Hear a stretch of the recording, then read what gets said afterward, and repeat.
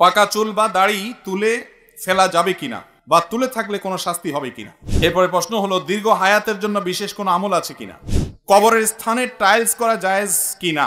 মায়ের আগে ছেলে মারা যাওয়ায় ছেলের সম্পত্তির কিছু অংশের মালিক মা হয়েছেন প্রচলিত আইন অনুযায়ী। তারপর মা মারা যাওয়ার পর মায়ের পাওয়া সম্পত্তির মালিক বাকি সন্তানরা হয়েছেন এবং তারাও নিয়মিত দাবি করছেন। এক্ষেত্রে ইসলাম কি বলে? সুন্দর একটা প্রশ্ন। কোনো সন্তান যদি মারা যায় আর তার মা বেঁচে থাকেন, তাহলে ইসলামের আইনেও সম্পদে মায়ের ভাগ আছে। ওই ছেলে যিনি মারা গেলেন তার যদি সন্তান সন্ততি থাকে তাহলে মা এক রকমের ভাগ পাবে, আর যদি মৃত ব্যক্তির কোনো নিজের ছেলে মেয়ে না থাকে তাহলে মা আরেক রকমের ভাগ পাবে। অর্থাৎ ভাগে কম বেশ হবে, কখনো 1/3 পাবেন, কখনো 6 ভাগের 1 ভাগ পাবেন, কিন্তু পাবেন। এখন মা পাওয়ার পরে সেই মায়ের আবার মৃত্যুর পর সেই সম্পদে মায়ের সম্পদ হিসাবে ভাইরা, অর্থাৎ মৃত ব্যক্তির ভাইরা তো ভাগ পাবেনই, বোনরাও ভাগ পাবেন। এটা প্রচলিত আইনে যদি এরকম থাকে তাহলে কোরআনের আইনের সাথে সেটার মিল আছে, কোনো অমিল নাই।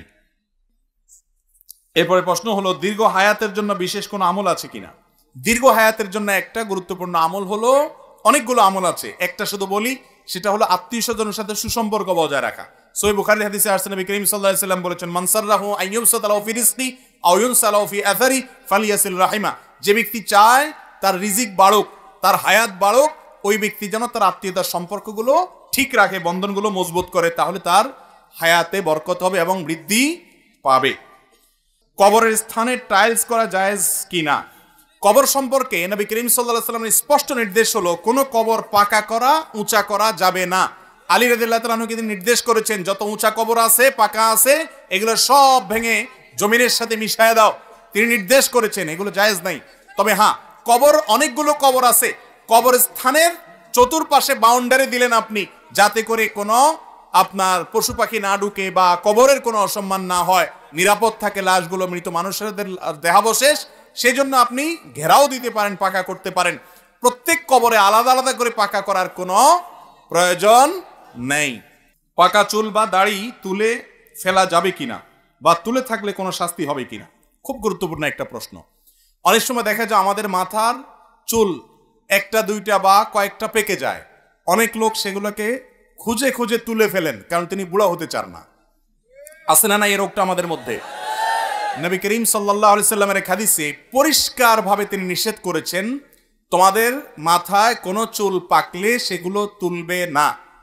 যদি তোমার সেই পাকা চুলগুলোর কারণে তোমার কাছে বিব্রত মনে হয়, ভালো না লাগে, তুমি সেখানেই মেহেদি বা এরকম কোনো ন্যাচারাল কালার, যেটা ব্ল্যাক ছাড়া অন্য কালার, সে কালার দিয়ে তুমি কালারফুল করো। এবং বিশেষ করে কোনো চুলের ফাঁকে ফাঁকে আজকাল তো মেহেদি জাতীয় কালার করলে সেটা একদম স্টাইলও হয়। কিন্তু নবী করিম সাল্লাল্লাহু আলাইহি সাল্লাম পাকা চুল তুলতে নিষেধ করেছেন, পাকা চুল তোলার ব্যাপারে তিনি নিষেধাজ্ঞা আরোপ করেছেন। কেন নিষেধাজ্ঞা আরোপ করেছেন আমরা এতদিন বুঝি নাই। আমি গত কয়েকদিন আগে নিয়ে অনলাইনে ঘাটাঘাটি করতে করতে দেখলাম যে পৃথিবীর অনেক দেশের বড় বড় বিজ্ঞানীরা গবেষণা করে রীতিমতো এগুলোর উপরে অনেক দারুণ দারুণ তথ্য আমাদেরকে দিয়েছেন। এর মধ্যে একটা তথ্য বাংলাদেশের সম্ভবত চ্যানেল আইতে, চ্যানেলের অনলাইনে এবং আরো কয়েকটা জাতীয় দৈনিকে এই গবেষণাগুলোর উপরে বেশ কয়েকটা রিপোর্ট, প্রতিবেদন আমি দেখেছি। সেগুলোতে লেখা হয়েছে যে অনেক গবেষকরা বলেছেন, যদি কারোর মাথার চুল পেকে যায়, সেটা যদি তুলে ফেলা হয়, পাকা চুল তুললে ওই জায়গায় অনেক সময় ইনফেকশন হতে পারে, ক্যান্সার পর্যন্ত হতে পারে, আরো অনেক ব্যাধি পর্যন্ত হতে পারে। আর এছাড়াও এটা নানা দিক থেকে মানুষের স্বাস্থ্যের জন্য ক্ষতিকর, এই জন্য বিজ্ঞানও নিষেধ করে। মজার বিষয় হলো, আমার নবী করিম সাল্লাল্লাহু আলাইহি সাল্লাম যেটা 1400 বছর আগে নিষেধ করে রেখে দিয়েছেন, কেন নিষেধ করেছেন আমাদের বুঝে আসে নেই। এখন বিজ্ঞান প্রমাণ করে দিয়েছে যে তার নিষেধাজ্ঞার যথার্থতা আছে, রহস্য আছে। এখান থেকে বোঝা গেল, কোরআন হাদিসে কোনো কিছু যদি আদেশ করে, কোনো কিছু যদি নিষেধ করে, আমাদের বুঝে আসুক আর না আসুক, সেটা মানার মধ্যেই কল্যাণ আর না মানার মধ্যে অকল্যাণ। অতএব মাথার চুল যদি পেকে যায় তো সেগুলো তোলা এটা ভালো না, স্বাস্থ্যের জন্য ক্ষতিকর প্রমাণিত।